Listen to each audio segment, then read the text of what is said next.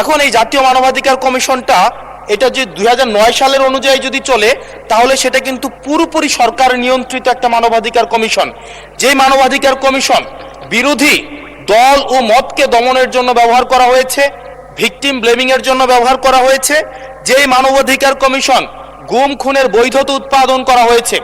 মাননীয় স্পিকার, এই মানবাধিকার কমিশনকে যদি আমরা মন্ত্রণালয়ের অধীনে রাখি এবং ওই মানবাধিকার কমিশনের মধ্য দিয়েই যদি আমরা জুলাই গণ অভ্যুত্থানের এই কার্যক্রমগুলোকে বিচারের এবং নিরীক্ষণের দায়িত্ব দেওয়া হয়, সেক্ষেত্রে এই নিরীক্ষণ কিন্তু প্রশ্নবিদ্ধ হবে।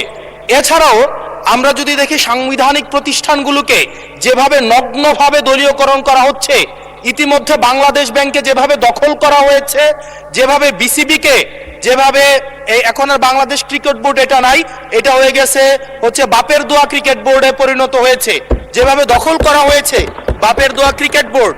এবং আমি যখন এই জায়গায় কথা বলছি ঠিক এই মুহূর্তে 28 জন বিচারককে মাননীয় স্পিকার তাদেরকে শোকজ দেওয়া হয়েছে, তাদের ব্যক্তিগত তাদের চ্যাট গ্রুপে তারা হচ্ছে তাদের মতামত প্রকাশ করার কারণে বিচারকদের হচ্ছে মাননীয় স্পিকার শোকজ দেওয়া হয়েছে।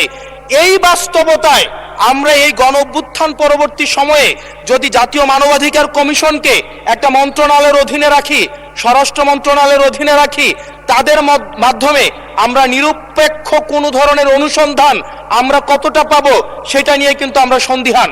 সেই জায়গা থেকে এই বিলটিকে যদি আমরা বাস্তবায়ন করতে চাই, এটাকে যদি আমরা ফাংশনাল করতে চাই, শুধুমাত্র অর্নামেন্টাল না, যদি আমরা ফাংশনাল করতে চাই তাহলে জাতীয় মানবাধিকার কমিশনকে অবশ্যই সেটাকে অটোনমাস করতে হবে। আমার সামনে যারা আছেন আমরা হয়তো আমাদের থেকে এখানে প্রত্যেকটা সদস্য নির্যাতন, নিপীড়ন এবং তাদের যে পলিটিক্যাল রিপ্রেশনের মাত্রা শত সহস্রগুণ বেশি। আমরা তাদের কাছে প্রত্যাশা করেছিলাম এই জাতীয় মানবাধিকার কমিশনকে তারা একটা স্বতন্ত্র বডিতে নিয়ে যাবে, অথচ আমরা দেখলাম যারা সবচেয়ে বেশি নির্যাতিত হয়েছে, নিপীড়িত হয়েছে, তারাই এটাকে একটা মন্ত্রণালয়ের অধীনে রাখতে চাচ্ছে।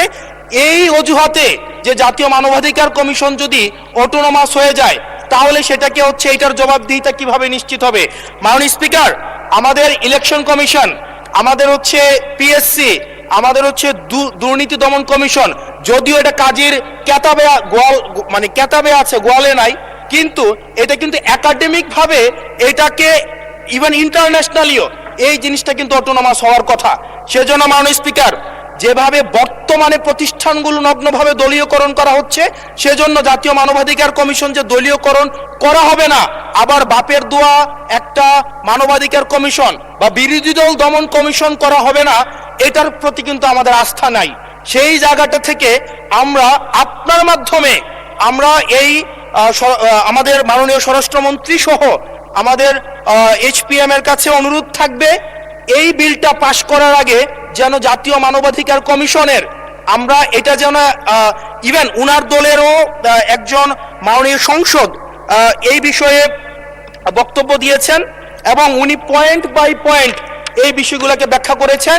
যদি জাতীয় মানবাধিকার কমিশন দলীয়করণ করা হয়, দিন শেষে গুম খুন থেকে শুরু করে আমাদের এই জুলাই ইনডেমনিটি, এটা দিন শেষে হচ্ছে যে পেপারেই থেকে যাবে, এটা দিন শেষে কোনো বাস্তবায়ন হবে না।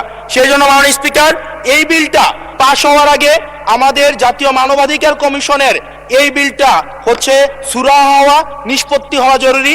না হয় বিসিবির মতো আমরা আবার বাপের দোয়া কমিশন দেখতে পাবো, আমরা হচ্ছে বাংলাদেশ ব্যাংকের মতো আবার দলীয়করণ দেখতে পাবো, আমরা বিশ্ববিদ্যালয়গুলোকে যেভাবে এক ধরনের দলীয়করণ করা হয়েছে আমরা সেটা দেখতে পাবো, আমরা বিচার বিভাগকে আবার যেভাবে এখন ভয়ের মধ্যে নিয়ে যাওয়া হচ্ছে। ধন্যবাদ মাননীয় সদস্য।